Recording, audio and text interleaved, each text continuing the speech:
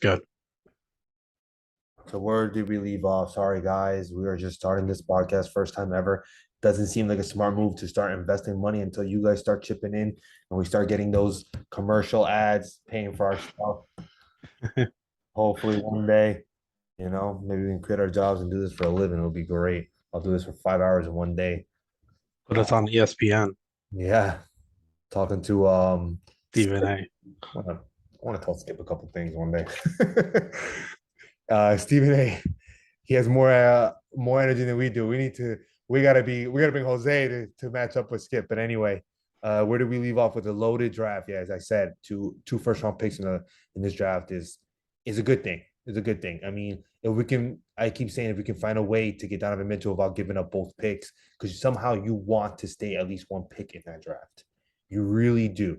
Like it's such an exciting draft to not be a part of it, to get both picks.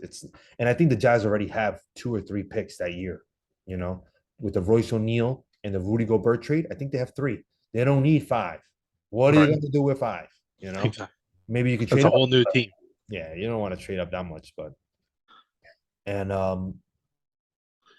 I think unfortunately I think they would keep Randall.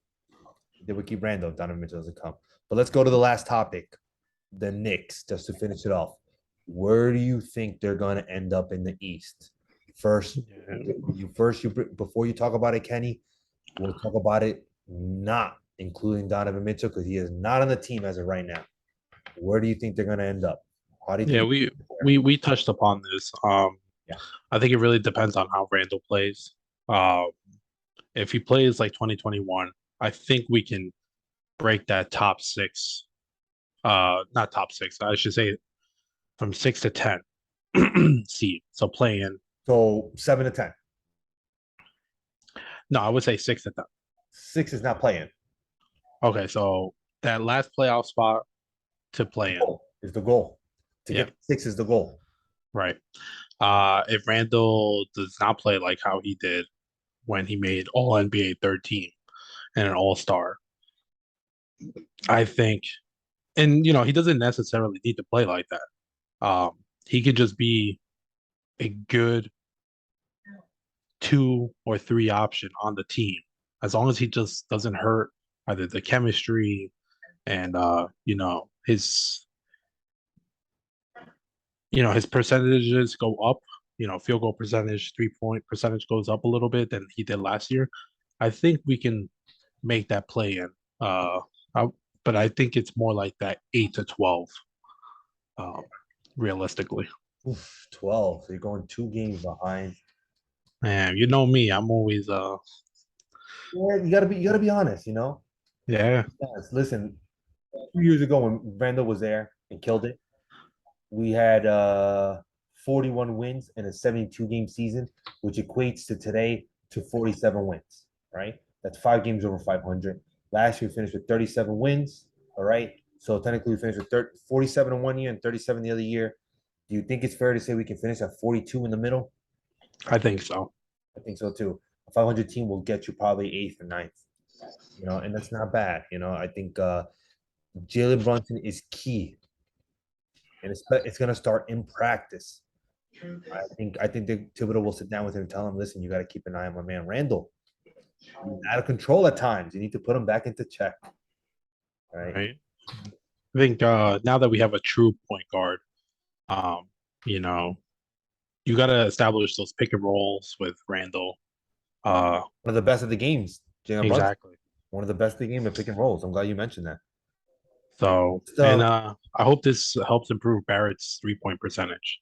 has to. You know, You know, that's the problem with Randall and Barrett. Their efficiency is huge. That will take them to the next step. But just entertain me for a second. The top, where do I have here? The top 5 teams? I have where are they? Where are they? for the So East, you mean? there's 4 teams I think that no matter what are gonna be top 4.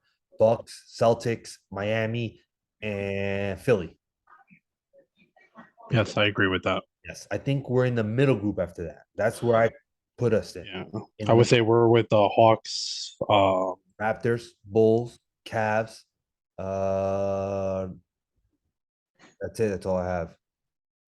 Okay, I mean, if you talk about the Raptors made no moves, and I'm a big fan. If you make no moves, you're not the same team. You're gonna take a step backwards. So you didn't add no depth. I don't think they made a single move. I'm trying to think. That they could re-sign Daddy is young. They added no guards, no forwards, no centers. I don't think they I made mean, they still got, Fred Van Vliet, OG Anunoby. a I team. think they're really cashing in on Scotty Barnes to make that next Oh, leap, seriously, which is you know. it's a lot to ask from a 2020 year old. I That agree. the guy's gonna be a stud. I see him as the next Giannis. Why is that? That's his ceiling. To me, that's his ceiling. That's I his don't think he'll be that good, but I think he'll be like maybe one step below, a which is still phenomenal. Green No, can't shoot. My man that's can't shoot. He thinks he can, but he can't. that's like 2 or 3 steps below. Bulls made no moves, but the health is the big move for them. All right. Right. But they're still very bad defensively, man. They're very bad defensively. They have no big man to stop the middle. I mean, your center and your power forwards, Patrick Williams, and your center is Vucevic. I mean, I could do a layup. I'll go right down the middle. DeRozan is allergic to defense. He reminds me of Jose with no offense, obviously. And Lonzo Ball is the only defender they have. Patrick Williams is a good defender. I like that kid a lot, man. I would trade Randall in a first round pick for Patrick Williams. Don't sleep on him, you guys. You guys are sleeping on him. That kid is good. Well, I think they did a solid pickup with Andre Drummond, um, at the center position, but he's still going to be backup. The Yeah. only thing with the Bulls is, is DeRozan going to play how he did last year? It's hard for me to believe that, but anything is possible. And I think that's what's going to hurt them from making the top four teams, because they don't have a big man that'll help them. You still need a big man. They do have some guards, some wings, but Levine and DeRozan play one way. They don't play defense. And you can in a series that's going to hurt you. Where you have smart managers like the guy from the Heat, and where they pick on players. Oh, you don't play defense. They're going to attack that player. They're going to make mistakes. They're going to fall asleep. Another team, the Cavs, health.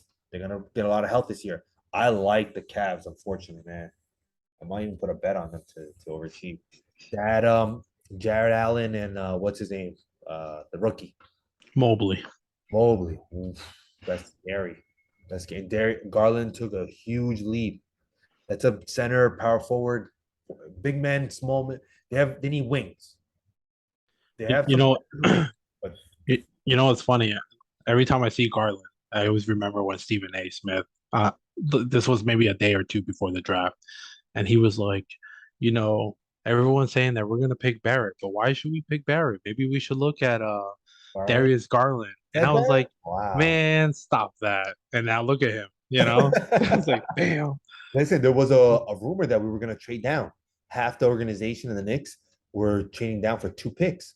Because that move happened, I think. After Barrett, was it DeAndre Hunter? Was that the same draft? Yes, I believe they came out of the same draft. So, and that's what happened. They traded down and they got the Hawks trade up for DeAndre Hunter.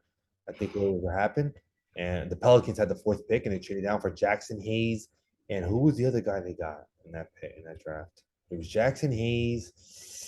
Can't remember. I'm gonna have to think. It might have been the point guard. No, Yeah, Killian. not No, Killian is from the Kira Detroit. Lewis. I don't think Kira Lewis was that draft.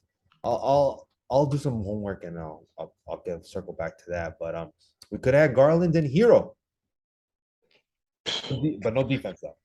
Don't tell me that. No defense. That was a potential play there. Yeah. But I like the Hawks. I'm not gonna lie to you. I like the DeJounte Murray.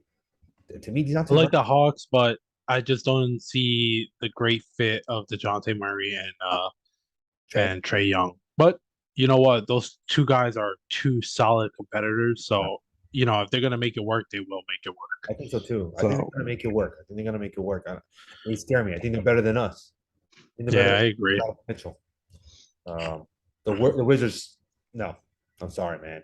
They're more of a 12 team. The Hornets. They went backwards. They're probably gonna tank in the middle of the year. What are the Nets? We have no idea. Joe Silva, don't worry. We won't talk about your team because we don't know what the hell they are. Hey, listen, I'm just glad it wasn't with the Knicks. No. And I'm glad we didn't get them.